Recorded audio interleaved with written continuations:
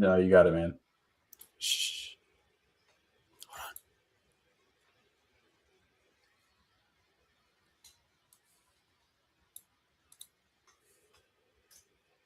Excuse me, don't you know who I am? Swifty Swipey? Watch out, guys. What up? Future King over here. Hey, ladies. Oh, Guardian!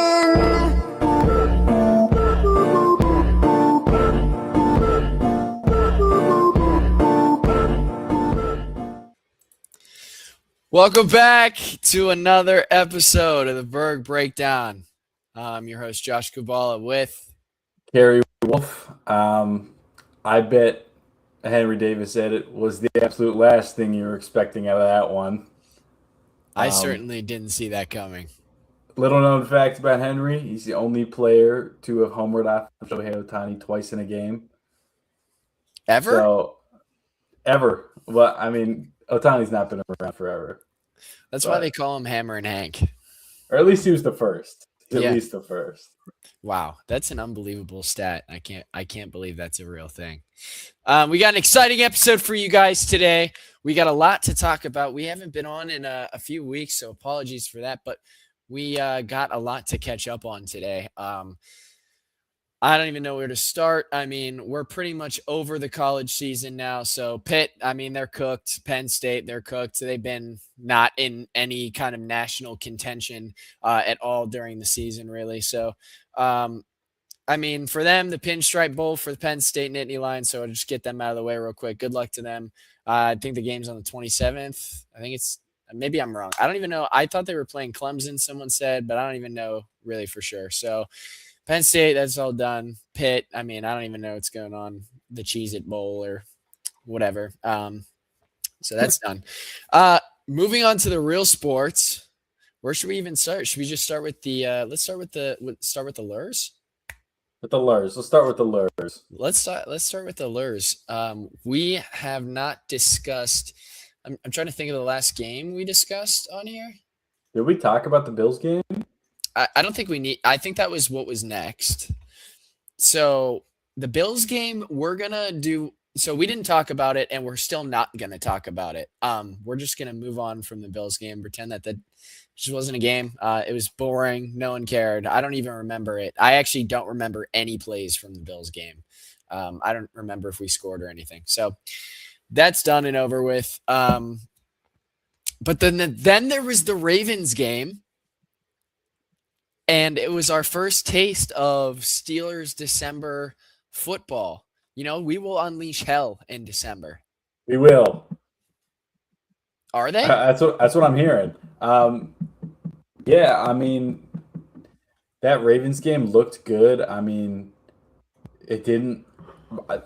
They were leading the whole game except for like the first drive. The Ravens got a field goal, I think. I mean, they looked good. I don't know what to say other than that. What I will say is, so we had that game. We won that game. Were you nervous at all watching that?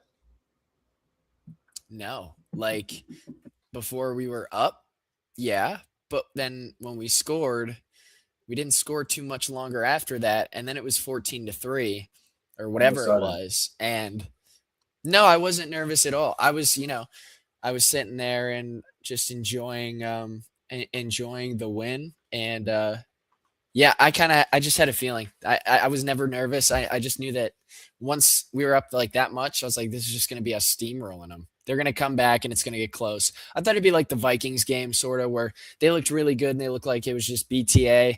And then the Vikings started to come back. And then, it ended in a one-score game, as most Steeler games do. The Ravens game was no different. But even when they were going down the field at the end, at the last drive, I didn't think that Lamar was going to have that moment. Like, he never has that vintage moment against the Steelers. If that was the Chiefs, he might have been getting some PI calls. The refs were bad. I mean, don't get me wrong. The refs were bad, and the Steelers did get away with a little bit of something. I think that they would have won either way. I do think that was not a touchdown, and that's no bias. I understand and can see why people would be upset with the call, but at the same time, it's like, it makes sense. Like, when Roman Wilson did that, he had 6 steps and, like, tucked the ball. You know what I mean? Like, yeah. There's levels. It's been problematic for years. What isn't catch. I think the explanation on the broadcast was the 2+. You got to get 2+. You know, like when a guy toe taps out of bounds, he's got a football move. Usually it's bringing the ball to his chest or extending it away. I think Ravens fans have seen, or I saw they were saying Isaiah Likely, survived the ground. They're saying Isaiah Likely extended the ball out. I don't think he did because the ball was already extended. He was running a slant, so that doesn't even make sense. It's not like he's extending over a goal line. Like he would be extending further into the end zone. So that explanation doesn't make any sense. Yeah, I mean, all I'm saying is I see where they're coming from. It's always been a problematic rule. If it was called a touchdown, it probably stays a touchdown. Wait, it was called a touchdown, right? Yes, it was. It was originally called a touchdown. Yes, because the points were on the board, and then New York reviewed it and then called no. So that's actually, I do remember that because they were like looking at it. I was like, ooh. I do remember that. I don't know. That's it's interesting for sure. Things like this, I mean, like you said, it's been a problem for years. So yeah. I don't necessarily caught it. Yeah, I don't necessarily think that was the game decider, though. Like, I feel like Lamar, you know, he already threw the pick to James Pierre. You know, he already. They still have to get the 2-point there. They still have. Well, they get up by 3. They lost by 5, though. Yeah, right. So you need Aaron Rodgers not to go down the field and actually try. You know, not running the ball to Jalen Warren and then knee in it. You know what I mean? Like, you need Aaron Rodgers, who's been playing great, which let's get to that real quick because I had that. That brings me to my point.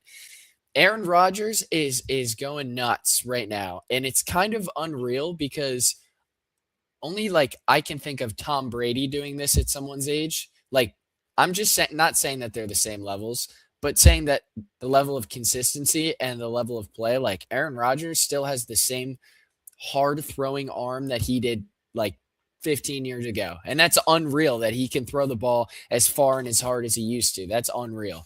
Mobility wise, I mean, we're not doing great, but that's okay. We got to look at this.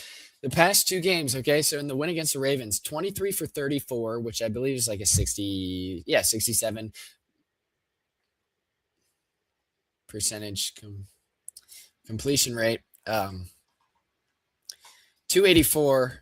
284 passing touchdown. And we got to talk about the rushing touchdown. Come on now. Boom. Discount double check. Boom. We've all been there. That was awesome. I mean, seeing that was awesome. Yeah. Everyone was like, I've been watching him doing that cool thing for Green Bay for years. And anyway, and then the Dolphins game, let's not skip the Dolphins game. 23 for 27, 224 yards, an 85 completion rate, which I read was his highest in a game ever. Dude, I mean, you're 42. He's 42. 42. Yeah, dude. They beat the crap out of the Dolphins. Yeah. I mean, I think that ended technically a 1-score game, if I'm correct. Oh, yeah. Or at least it was closer. But like, you were never worried about that game. They really stuck it to them the whole time. It was not close. Tua with a bunch of garbage time points, and the Dolphins. Dolphins coaching staff like not running a hurry up offense in the 4th quarter and then taking timeouts. Yeah, it could have maybe kind of screwed themselves there. But Steelers put it to them. I'm not impressed. Yeah. Hey, you know what? You're not going to win a lot of football games if that's your yard differential. You're not. You're not going to win any games if this is what's going on in the third quarter to the Pittsburgh Steelers. I mean, what kind of not good. BTA, Dolphins. Thank you, fans. Thank you, fans. Thank you, fans. Thank you, fans. Actual thank you, fans. Actual thank you, fans. So I think that loss, it did eliminate them from the playoffs. Yep, right? it did. Yeah, it did. Yeah, because they got to go against the Bills and the Patriots. That's who they were going against, by the way. I mean, the Dolphins were never even getting a wild card spot. It was never going to happen. There's no way. It was as likely as the Bengals were into getting in, which I guess they still are technically in the running for possibly getting in, but I mean, their chance is zero. As for the Lions game this Sunday, I don't know how I feel about it. I mean, if they play like they have been the past 2 games, which we all know consistency is the biggest issue of the Steelers in the modern era.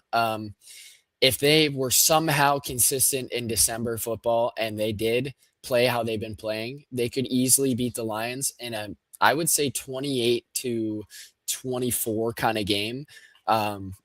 Just like a good, like kind of like college football level game. You got some chunk plays, field goals, defensive stops, and each team has a turnover or something. Just a pretty good game against the Lions. That's what I'm expecting. I really think that they're going to show up to play. That Fire Tomlin chant, 2-0 since then, and our best numbers all season. That says something to me. Hey, man. So, yeah, 2-0 since then. Has Mike Tomlin won you back over? He never lost me. I was never on that. No, I'm not on the fire him. I'm not. I never was on the fire him. Why? I am. I understand it's mediocre football, but if it's mediocre football with a good quarterback, then you're going to be good. It's not him. Dude, what is he dealing with? Russell? Aaron? Come on. He needs like the prodigy. We need to be blessed with a quarterback. That's all we need.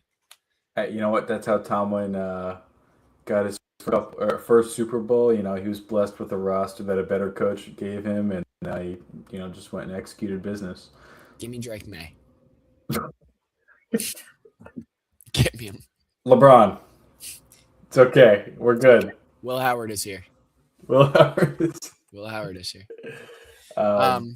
Yeah, well, that's the Steelers. Yeah, Lions are 6.5-point favorites. Oh, it's not a small margin, but that's good for Steelers covering. I think that they can stay within that. The good teams win, great teams cover. So I don't know what the Steelers' record is against the spread, but they could be great. I don't know. We get blown out a few times. A few times a year we get blown out. So this could be one of them. But yeah, so just a situation in the standings. 1 game lead on the Ravens right now. They do have to play. They have to play the Patriots and the Bills? No, the Patriots and us and Green Bay. Green Bay. So if they win both, right, the only game that matters in these next 2 for us in these next 3 is Week 18. But if they lose both, we win 1, we'll take the playoff spot. And if the Steelers lose out, we still got a chance to win the division if they pull off a Week 18 win. So, yeah, if we lose the next 2, yeah, as long as we win the Ravens. I like the Ravens' odds of going 0-2 these next 2 weeks. Yeah. And if they do that and you beat the Browns, then you're good. Well, the Patriots are coming out of a heartbreaking loss to the Bills too. Yeah, they're going to come out there and really play because I believe maybe they got to catch up now. With a win, they can clinch. I think so. They're really going to try, especially against someone that's not in their division. If the Patriots win that game, that's fine and dandy. The Patriots may win and the Lions may win. That's great and all, but we're still in the same position as we are last week. We're just rooting for Green Bay. If Green Bay pulls off beating the Ravens and helps Aaron Rodgers get into the playoffs. This is part of the script. Oh my gosh. The Green Bay Packers are going to beat the Ravens. Okay, the Ravens are losing the next 2 games, and they're giving Aaron Rodgers a playoff spot, right? And then he's going to get a ring, and then he is done. Call it quits. You heard it here first on episode number 4. Cinema. The NFL script writers are cooking. I love it. But yeah, so interesting spot to be in. I'm happy to be in this spot. If we had not won last week or against the Dolphins or any of those 2 weeks, this would suck. It was over. It was over. We played a must-win games and we won them. But, if we just beat the Seahawks or the Bears, I mean, what a situation. It's always every year one game that is keeping us from clinching or getting something. Just heartbreaking. And all I'm saying is tickets are not expensive for Steelers-Ravens in Pittsburgh week 18, and it could be for the division. Yeah, and Pittsburgh fans, you got to show up. You got to show up. We might have to show up. Yeah. Burgh Breakdahn tailgate, week 18. Don't rule it out. Don't rule it out. Maybe we'll make flyers and posters and put them all over the city. Everyone will show up.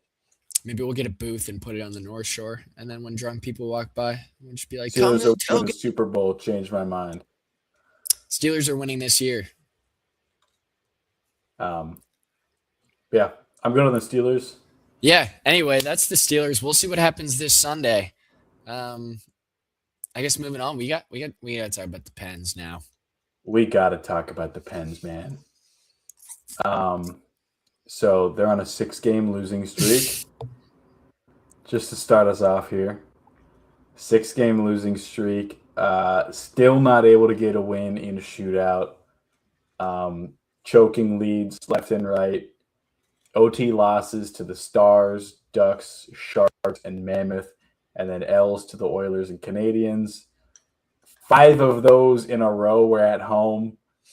Maybe the worst homestand ever for the Penguins. Yeah, and we traded Tristan Jarry. Got a second rounder, but we got Skinner. Skinner as a return in that. So now we're back in the same spot with Murashov being blocked. I think I would have rather gotten nobody. You know what I mean? They sent Murashov dahn. They sent him dahn. He won dahn. He choked the game against, I think it was the Mammoth. That was the game he choked. Yep. And they sent him dahn after that. So the Penguins are out of a playoff spot now. And it looks really bad. What's the problem with these guys right now? What is it? What's the problem with Pittsburgh sports? Inconsistency. We cannot consistently play to the expected levels. And Pittsburgh Penguins had a goalie issue going into the season. They've kind of BS'd their way around it a little bit and prayed that Murashov would be the second coming, and wasn't. And they thought Jarry would pull through, and he hasn't for a while, ever. And it just, you're dancing around the issue. It's very similar, not to bring them up again, but the Steelers in wide receiver position, it's a very similar issue to where you're kind of just dancing around it when it's a very pressing issue. And when your goalie defense is struggling, that's what happens, Yeah, I mean, Jarry was playing some of the best hockey in his career for like a month. Mm-hmm. And I'm happy that the Penguins sold high on him. Murashov can be a great goalie. He's a solid goalie right now. He's shown signs. I'm fine. The Penguins season, it came off to such a great start. It's not over yet, right? Obviously, there's a lot of hockey to play. We're not even halfway through the season, all right? But if Murashov's going to be your guy, I think you should just have him as your guy. You just shed the payroll from Jarry. Get Murashov his reps. These other guys are playing some of the best hockey of their careers. Your defensemen are atrocious. Mm-hmm. That's the problem. I don't think Murashov and whoever are the problem. I think the problem is Chris Letang going out there and being an absolute liability when he is on the back line. I mean, that guy cannot play defense. He can't do it. He's over the hump. He's on the wrong side of 30.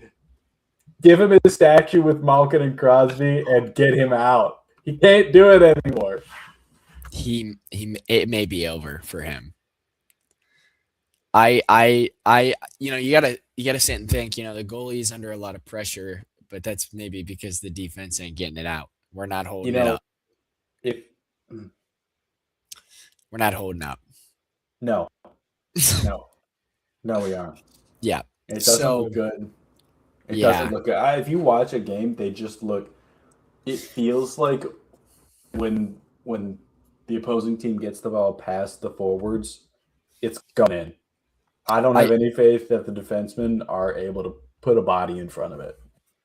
Live update. The Pens are now down. Are they? Nothing. Yeah. 0-1 to the Senators. So it's not good. I'd be curious to see the replay on that one. Many are wondering who let that up. The Senators are not a good team, by the way. We're 6 minutes into the first period. Yeah. So anyway, the Pens are crumbling and falling apart. We don't know as we speak. Literally as we speak, they're crumbling before our eyes. We don't know what's going to go on. I mean, I had pulled up the Jari trade. There's some good, there's some bad, but like they're just floating, man. I mean, I'm not impressed. It's just. Whatever. I just got to wait and see. Talk to me when the season's wrapping and I can care a little bit more and you guys can tell me if there's hope or not. Like this mid-season up and down stuff, I don't have the energy to do it. I've done it with the other two teams. You know what I mean? I don't want to do it anymore. Man. It's exhausting. I'm exhausted. Like it's like you're going to show me hope and then you're going to poop in my face. Like this happens to every team every year. I just need a break. I don't care about the Penguins. I don't care. On that note, we are done with the Pittsburgh Penguins. Where's this guy going? Hold on. Oh, I'm holding. Chat. So it was recently my birthday. Was it? Wow. Girlfriend gift of the year. If you see what that says right there, that's to Josh. All the best. Signed. That's a 1 of 1. Sidney Crosby, 87. What a beautiful signature, by the way. Can we talk about that? What a beautiful signature. And shout out to the wonderful girlfriend for this amazing. For that thing. What's that? You gotta get a frame for that thing, man. Yeah, we're working on it. So my dad, TMI for the stream, but when my dad got divorced, he left me a signed, autographed, and framed Mario Lemieux jersey. So in my living room now, I will have Lemieux and Crosby mounted and framed. That's a good living room. It's a couple guys on Mount Rushmore. It is. So W girlfriend, W jersey, W Sidney Crosby. W's all around. L Penguins though. L Penguins, exactly. Moving on. What does he even do? For our next segment, Kerry's going to be giving a presentation on what does he even do. Yeah. So if you guys have been following the MLB offseason, it's been a slow offseason all around for most teams. But the Pirates had been getting a lot of action. You know what? Let's keep that up. I love that. Let's keep it up. Let's keep it up. Pirates have been getting a lot of action from the national media. Went to the winter meetings. A lot of buzz from all the big bad names in the business. We're talking Rosenthal, Passan, Robert Murray. These guys are all talking about the Pirates. Pirates are buyers this year, right? And I wanted to believe it. We were in on Schwarber. Obviously, hard to believe that until you see it. But it sounded like there was a lot of good press coming out of the Pirates. 2 weeks later, lo and behold, miss out on Schwarber. Kind of looks like he used the Pirates' offer as leverage with the Phillies. Yeah. Jorge Polanco, whose name was mentioned a lot, signs with the Mets for $20 million a year. Um, you still have massive holes at third base, outfield, second base, catcher, DH. I don't know if you noticed, but I just named 5 of the 9 guys that hit. So Yep. obviously, we're gonna have a hitting problem right here. Are still a lot of good options out there. I mean, Brandon Lau. I don't know if you've been seeing a lot of trade candidates here. If you can get that guy for a couple top 30 prospects, you do. He's on the Tampa Bay Rays, second base outfielder. That's right. Hits. The guy hits flat out. He's got a little bit of an injury, but he hits, and you need guys that hit on this team. Ketel Marte out there for a trade. Problem with him is he has a no trade clause with the Pirates. I'll get those waived, but it's a lot harder. Why is that? Why does he have a no trade clause for the Pirates?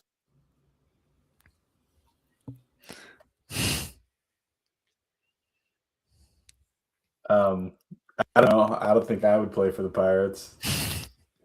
If I could play today in MLB, the Pirates would be my last choice. Last? I don't know. Maybe Colorado. Cincinnati. Yeah, but you at least get to live in Denver, right? And you get to hit home runs a lot more. What if you're a pitcher? Are you a pitcher? Yeah. Not what if you were a hitting pitcher? Oh, and that brings us to we're trading for Ohtani. Oh, all right. Shohei Ohtani. Yo, Paul Skeens used to hit. Give him a bat. Dude, I was talking with a beat writer for the Pirates during the season last year. Not going to name names. I'm not going to name names. But he was under the impression that if Skeens were to pick up a bat, he would not be the worst hitter that the Pirates have. And it's hard to disagree. It is. It's good. But you're seeing reports with JT Realmuto, Cody Bellinger, Kazuma Okamoto, Munetaka Murakami. Just today, saw a couple. I think Ken Rosenthal said the Pirates are pursuing Marcell Ozuna. He's big time DH for the Atlanta Braves. He's good. He's solid. And Eugenio Suarez is still out there. So there's still options. We missed out on a couple guys that you're in on, but it's not over. But for now, what does he even do? They gotta just get on. They just gotta get on it. Like they just gotta get someone, and then when they get one person, I think it'll roll in. Like someone else is gonna be like, oh, they're serious. Yeah. And what you're seeing is just the flat out truth that the Pirates are gonna have to massively overpay someone for them to come play in Pittsburgh. Yeah. That's just the truth. People don't want to play here. The damage to the brand is too great. And Jorge Polanco was supposed to go for like $15 million. Why would he ever play for the Pirates if someone like the Mets is paying $20 million a year? Yeah. And they're paying 30. You'd have to pay him 25, 30. Yeah. Like for him to come play here. Like it's just going to be default. It's an uphill battle, which is why I think you got to act quickly before the big guys who are pursuing the big international free agents decide that they, when they inevitably someone is out on the big guy that they wanted, that they're going to want to overpay for all for the second tier options that are still there. So you got to do it quick and you got to do it decisively. Yeah, it's a good point. I'm excited to see, how this rest of the offseason progresses. I mean, anything at any moment can happen. So I'm excited for them. I mean, it's still early, I think, to get too much into baseball. And it's not even January yet. So we still have a few months before it starts to ramp up a little bit. And we have a better idea of what the team's going to look like and who's playing. We got Jack Sawinski getting re-signed. So we at least know that he'll be out there swinging the bat, Captain Jack. So other than that, man, anything else going on with them Bucks? Josh Harrison. Josh Harrison, we will be ending out the stream with that, but Josh Harrison, man, congratulations on getting into the Hall of Pretty Good. It's a massive achievement. It's Something not that easy. It's not easy, and it's something that us Pirates fans take a lot of pride and joy in. So shout out to the Rita's enjoyer himself. Yeah, Josh Harrison, great stand-up guy.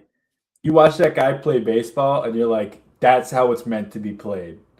Scrappy, a lot of hustle. Great guy, great smile. Every time you watch that guy hit a double, he's smiling on the bases, clapping. Man, he's infectious.